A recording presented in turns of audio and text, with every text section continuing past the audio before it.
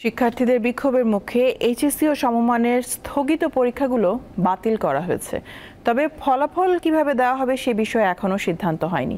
এসএসসিতে পাওয়া নম্বরের ভিত্তিতে ম্যাপিং পদ্ধতিতে ফল চান শিক্ষার্থীরা।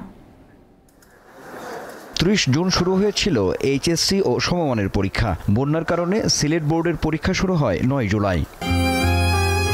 কিন্তু কোটা সংস্কার আন্দোলন ঘিরে সহিংসতা ছড়িয়ে পড়লে কয়েক দফায় স্থগিত হয় পরীক্ষা। সবশেষ ১১ সেপ্টেম্বর থেকে নতুন সূচিতে পরীক্ষা শুরুর কথা ছিল। কিন্তু স্থগিত পরীক্ষা বাতিলের দাবিতে মঙ্গলবার সচিবালয়ে ঢুকে কয়েকশো শিক্ষার্থী বিক্ষোভ করেন। এক পর্যায়ে তারা ১৮ তলায় শিক্ষা মন্ত্রণালয়ে উঠে যান। ৬ মাসে পরীক্ষা দিব না, আমাদের অতি শীঘ্রই সাবজেক্ট ম্যাপিং এর নাম্বারে আমাদের নাম্বারটা দেওয়া হোক। আমরা যে আন্দোলনে নামছি সবগুলো যৌক্তিক কারণ নিয়ে আমরা আন্দোলনে নামছি। একটা পরীক্ষা কোনো সময় ৬ মাস হতে পারে না। আমরা সাবজেক্ট ম্যাপিং চাচ্ছি। আমাদের এসএসসি কা যেগুলো বাকি ৩টা সাবজেক্ট আছে, এই ৩টা সাবজেক্ট এসএসসি থেকে আইন না আমাদের সাবজেক্ট ম্যাপিং করে আমাদের রেজাল্টটা দিয়ে দেয়। এ সময় বিষয়টি সমাধানের আশ্বাস দেন বৈষম্য বিরোধী ছাত্র আন্দোলনের অন্যতম সমন্বয়ক হাসনাত আব্দুল্লাহ। শিক্ষা উপদেষ্টা ওয়াহিদুদ্দিন মাহমুদের সভাপতিত্বে এক সভায় স্থগিত বিষয়গুলোর পরীক্ষা ২ সপ্তাহ পেছানো এবং অর্ধেক প্রশ্নে পরীক্ষা নেওয়ার সিদ্ধান্ত হয়, কিন্তু তা মানেননি শিক্ষার্থীরা। সন্ধ্যার দিকে পরীক্ষা বাতিলের ঘোষণা দেওয়া হয়। আমাদের শিক্ষা মন্ত্রণালয় যে সিদ্ধান্ত নিয়েছে সেই সিদ্ধান্ত আমরা বাস্তবায়ন করছি।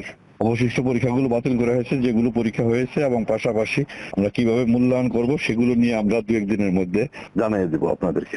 পরিস্থিতি বিবেচনায় এই সিদ্ধান্ত সঠিক বলে মনে করেন শিক্ষা হিতৈষী রাশেদা কে চৌধুরী।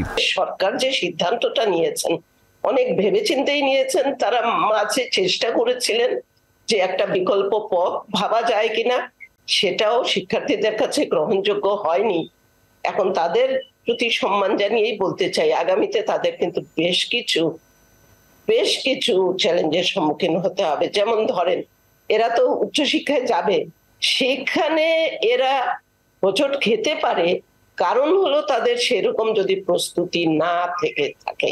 পরীক্ষা ছাড়া ফল এমন পরিস্থিতি যাতে সামনে আর সৃষ্টি না হয় সে বিষয়ে বিশেষ গুরুত্ব দেওয়ার পরামর্শ দিয়েছেন এই শিক্ষা অনুরাগী।